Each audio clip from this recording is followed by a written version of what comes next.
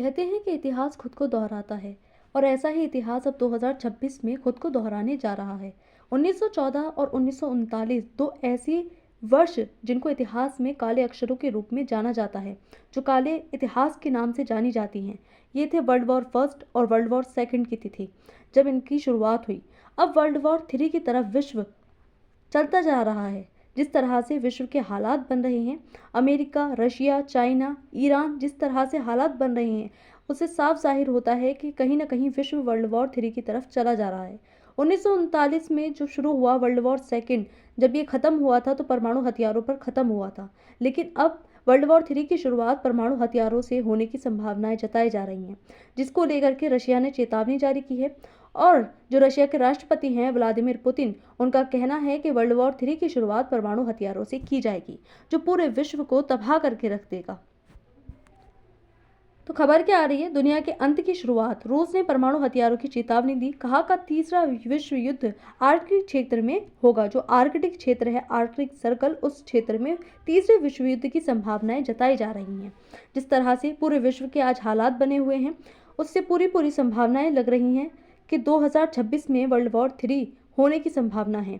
क्योंकि जब world war second समाप्त हुआ था, उस टाइम पर ही जो भविष्यवाणी थी वो कर दी गई थी कि कभी ना कभी जो है वर्ल्ड वॉर थ्री भी होगा, और वो इतना भयंकर होगा कि पूरे विश्व को, पूरी जो जीवन है उसको ही समाप्त कर देगा, क्योंकि वो बहुत बुरे हथियारों से, परमाणु हथियारों से लड़ा जाएगा। जिस तरह से विश्व के हालात बन रहे हैं आज, अमेरिका, रशिया, चाइना, ईरान को लेकर के जो दुनिया पूरे दो ध्रुवों में फिर से बंटती हुई नजर आ रही है, इसी तरह के हालात बनते हुए नजर आ रहे हैं। तो आर्कटिक में तीसरे विश्व युद्ध की चेतावनी जारी की है रशिया ने।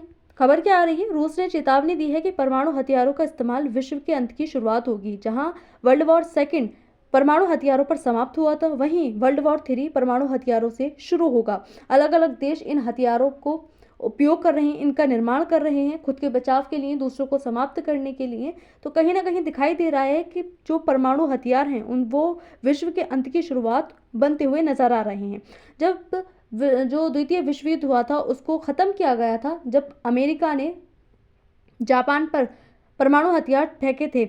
उसके बाद में परमाणु हथियारों पर रोक लगाने के लिए अलग अलग देशों ने अलग अलग संधियां बनाई थी, ट्रीटी बनाई गई थी, अलग अलग साइन हुए थे सभी देशों की, ताकि इन पर रोक लगाई जा सके, इनके निर्माण पर रोक लगाई जा सके, क्योंकि ये पूरे विश्व को, पूरी मानव जाति को समाप्त करने की ताकत रखते हैं। लेकिन अब जिस तरह के हालात बन रहे हैं, हर देश के पास परमाणु हथियार अपना निर्माण करने में लगा हुआ है। अमेरिका जो सब पर रोक लगाता है कि परमाणु हथियारों का निर्माण नहीं होंगे, जिसको लेकर के ईरान पर भी उसने रोक लगाई, जिसकी वजह से ईरान के साथ इतने ज़्यादा संबंध खराब रहते हैं अमेरिका के। वहीं रशिया और अमेरिका में इतने ज़्यादा परमाणु हथियार देखने को मिलते हैं। अलग अलग देशों में परमाणु हथियार अभी भी मौजूद हैं, और जिनके पास नहीं है वो परमाणु हथियार बनाने की होड़ में लगे हुए हैं। रूसी बयान के अनुसार भविष्य में तीसरा विश्व युद्ध आर्कटिक क्षेत्र में बताया जा रहा है। आर्कटिक क्षेत्र आज के टाइम पे बहुत इंपॉर्टेंट क्षेत्र बन गया है, जिसके लिए अलग अलग क्षेत्र मारामारी कर रहे हैं। तो ऐसे में जो तृतीय विश्व युद्ध है वो रशिया के द्वारा बताया जा रहा है कि आर्कटिक क्षेत्र में यहाँ पर लड़ा जाएगा। रूस का बयान के अगर हम मुख्य बिंदु देखें तो इसमें परमाणु हथियारों की जो तैनाती है उसको लेकर के चेतावनी जारी की गई है। यानी कि जो परमाणु हथियार हैं, जो अलग अलग देश सभी देशों पर परमाणु हथियारों पर रोक लगाना चाहते हैं, लेकिन अपने पास रखना चाहते हैं। ऐसे में जो दूसरे देश हैं, दोनों के संबंध कहीं ना कहीं खराब होते हैं। तो इस तरह की जो परमाणु हथियारों की तैनाती है उसके लिए चेतावनी जारी की है रूस ने। पश्चिमी देशों के बढ़ते सैन्य दबाव की प्रतिक्रिया दी है। जो पश्चिमी देश हैं, खासतौर से अमेरिका, जो अलग अलग देशों पर अपना कंट्रोल स्थापित करना चाहता है। अभी हाल ही में हमने वेनेजुएला देखा, और ईरान के साथ में अब जो हो रहा है उसको देखते हुए जो रशिया है उसका ये बयान देखने को मिला है। यूरोप में अपनी छाप बनाता है, एशिया पर अपना कंट्रोल करना चाहता है अमेरिका। तो इसी को लेकर के जो सैन्य दबाव है और ये जो प्रतिक्रिया होती है उसको लेकर के रशिया ने ये बयान अपना जारी किया है। आर्कटिक क्षेत्र को संभावित युद्ध का क्षेत्र इस बार बताया जा रहा है कि तृतीय विश्व युद्ध आर्कटिक क्षेत्र में लड़ा जाएगा। आर्कटिक क्षेत्र क्यों महत्वपूर्ण है, क्यों इसी क्षेत्र में संभावना जताई जा रही है? तो ये क्षेत्र कच्चे संसाधनों, जो प्राकृतिक संसाधन हैं, उनके लिए काफ़ी महत्वपूर्ण है, जैसे कि तेल, गैस, खनिज, इन जैसे जो संसाधन हैं इनसे भरपूर है ये क्षेत्र। अलास्का वाला क्षेत्र है, रशिया का जो क्षेत्र है, ये काफ़ी महत्वपूर्ण है। जो आर्कटिक क्षेत्र में ये देश पड़ते हैं, इनके पास में जो प्राकृतिक संसाधन है वो काफ़ी भारी मात्रा में है। इसकी वजह से ही जो आर्कटिक क्षेत्र है वो तृतीय विश्व युद्ध का कारण बनने की संभावनाएं जताई जा रही हैं। कच्चे तेल को लेकर के जब पूरे विश्व में मारामारी मची हुई है, अमेरिका जहां जहां पर भारी मात्रा में कच्चा तेल है उसको निकालने के लिए अलग अलग देशों पर कंट्रोल कर रहा है। जैसे कि वेनेजुएला पर अपना आधिपत्य जारी कर दिया, जिससे वहां का तेल निकालकर अब पूरे विश्व में बेचेगा। ईरान के पास में भारी मात्रा में तेल है, उस पर भी अपना कंट्रोल करने की कोशिश कर रहा है। तो अब इस क्षेत्र पर भी कहीं ना कहीं अपना कंट्रोल करने की कोशिश जरूर करेगा, जिसकी वजह से जो रशिया है उसके खिलाफ, चाइना है उसके खिलाफ, तो ऐसे में इनके मध्य जो तनाव है वो और भी ज्यादा बढ़ जाएगा इस क्षेत्र में। नई समुद्री व्यापारिक मार्गों की संभावना यहाँ पर दिखाई जा रही है, क्योंकि यहाँ से क्या है कि व्यापार करना आसान होगा दूसरे देशों के साथ में। तो इस क्षेत्र में कंट्रोल करना बहुत ही ज़्यादा इंपॉर्टेंट माना जा रहा है। जैसे कि प्राचीन टाइम पे जो चीन है, चीन का जो सिल्क रूट था उसको इम्पोर्टेंस दी जाती थी, वैसे ही इस क्षेत्र को इम्पोर्टेंस दी जा रही है। रूस, अमेरिका, कनाडा और नॉर्डिक जैसे जो देश हैं वो इस क्षेत्र में पड़ते हैं। तो इन क्षेत्रों के लिए, इन जैसे देशों के लिए ये क्षेत्र बहुत ही ज़्यादा महत्वपूर्ण हो जाता है। तो इसलिए पूरी संभावनाएं जताई जा रही हैं। जिस तरह से रशिया की चेतावनी आई है, परमाणु हथियारों की चेतावनी को लेकर के क्यों ये बयान दिया गया है, तो वैश्विक सुरक्षा के लिए गंभीर खतरा ये माना जा रहा है, क्योंकि परमाणु हथियार जिस पूरी दुनिया को तबाह करने की ताकत रखते हैं अपने अंदर, इतना खतरनाक होता है परमाणु हथियार। इसको लेकर के वैश्विक सुरक्षा के लिए जो गंभीर चिंताएं हैं वो यहाँ पर जाहिर की गई हैं। परमाणु प्रतिरोध, न्यूक्लियर डिफरेंस की नीति जो अपनाई गई थी, यानी कि जो परमाणुओं पर रोक लगाने की बात कही गई थी ताकि परमाणु हथियार का कोई भी देश उपयोग नहीं करेगा। जब से अमेरिका ने जापान पर परमाणु हथियार गिराए थे, आज भी हम देखते हैं कि साइड इफेक्ट्स जो हैं परमाणु हथियार के वो आज भी देखने को मिलते हैं जापान में। इसके बाद में इन पर रोक लगाई गई, अलग अलग नीतियां बनाई गई। लेकिन अब एक बार फिर से परमाणु हथियारों की पूरे विश्व में होड़ मची हुई है। अंतर्राष्ट्रीय समुदाय पर दबाव बनाने की यहाँ पर रणनीति कहीं ना कहीं देखने को मिलेगी कि रशिया भी अब जो अपना दबाव है वो दूसरे देशों पर और पूरे विश्व पर बनाने की कोशिश कर रहा है, इस प्रकार की चेतावनी देकर। वैश्विक प्रभाव अगर हम इसके देखें किस तरह से पड़ेंगे, तो अंतर्राष्ट्रीय तनाव में वृद्धि और भी ज़्यादा देखने को मिलेगी।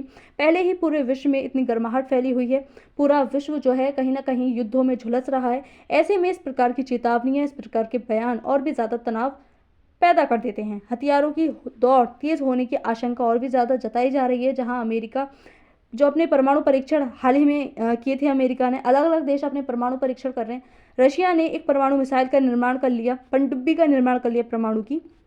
अलग अलग परमाणु हथियारों का निर्माण हो रहा है। इससे क्या होगा कि हथियारों में जो और भी होड़ है वो और भी ज़्यादा मच जाएगी। सभी जो देश हैं वो अपने हथियारों पर ज़्यादा काम करेंगे।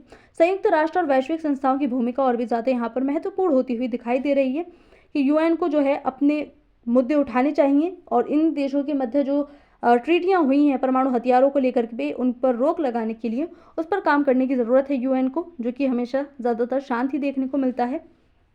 तो इस तरह से जो पूरा विश्व है कहीं ना कहीं परमाणु हथियारों के संकट में आ सकता है।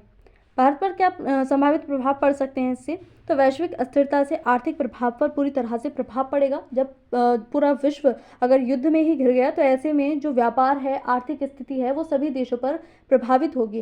भारत का जो आर्थिक प्रभाव है, भारत पर भी आर्थिक प्रभाव देखने को मिलेंगे। ऊर्जा बाजार और तेल गैस कीमतों में उतार चढ़ाव देखने को मिलेंगे। हो सकता है ये और भी ज़्यादा महंगे हो जाएं, क्योंकि तेल और गैस को लेकर के पूरे विश्व में होड़ मची हुई है। अमेरिका हर क्षेत्र पर, हर उस क्षेत्र पर कंट्रोल करने की कोशिश कर रहा है जो भारत के लिए एक अच्छा विकल्प हुआ करते थे, जैसे कि वेनेजुएला, रशिया और अब ईरान की बारी।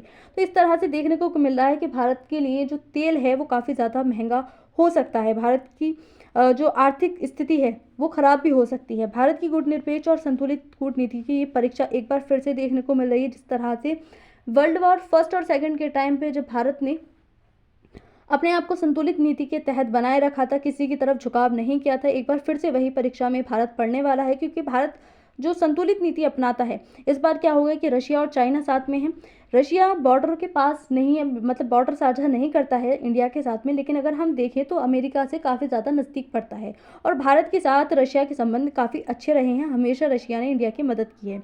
लेकिन अगर हम देखें तो चाइना के साथ जो कि इंडिया का बॉर्डर साझा होता है, तो ऐसे में चाइना के साथ इंडिया के रिलेशन अच्छे नहीं रहे हैं। लेकिन रशिया के चाइना के साथ काफ़ी अच्छे रिलेशन हैं, क्योंकि चाइना रशिया के साथ हर तरह से तैयार है, क्योंकि अमेरिका के सामने वो खुलकर कंपटीशन में रहता है, बराबर की टक्कर देता है अमेरिका को। इस तरह रशिया के लिए हर तरह से अमेरिका के सामने डटकर खड़ा है। लेकिन भारत अगर रशिया को भारत और चाइना में से किसी एक को चुनना पड़ जाए तो भारत के साथ में बेशक रशिया के मित्रतापूर्वक संबंध हैं, लेकिन अगर हम देखें तो रशिया भी चाइना को ही ज़्यादा प्रायोरिटी देगा, यानी कि फर्स्ट प्रायोरिटी पर अपना चाइना ही रखेगा रशिया। ऐसे में भारत के लिए बहुत ज़रूरी हो जाता है कि वो किसके साथ में रहेगा, या तो वो संतुलित नीति अपनाएगा, या अमेरिका की साइड जाएगा, या रशिया की साइड जाएगा। तो भारत की एक बार फिर से जो संतुलित कूटनीति है उसकी परीक्षा यहाँ पर देखने को मिलेगी। तो रूस की चेतावनी से वैश्विक जो शांति है बनी हुई है वो कहीं ना कहीं अस्थिरता की ओर ले जाएगी पूरे विश्व को। आर्कटिक क्षेत्र भविष्य में भू राजनीतिक संघर्ष का केंद्र बनने की ओर अग्रसर हो रहा है। परमाणु हथियारों से पूरे विश्व का विनाश हो सकता है, जो कि जापान में काफ़ी बड़ा विनाश देखने को मिला। लेकिन इस बार अगर किसी एक भी देश ने परमाणु हथियार उठाए तो बाकी जिसके पास भी परमाणु हथियार हैं वो भी पीछे नहीं हटेंगे, बाकी देश भी परमाणु हथियारों का उपयोग ज़रूर करेंगे। ऐसे में पूरे विश्व के लिए खतरा उत्पन्न हो रहा है, जिस तरह की चेतावनियाँ सामने आ रही हैं।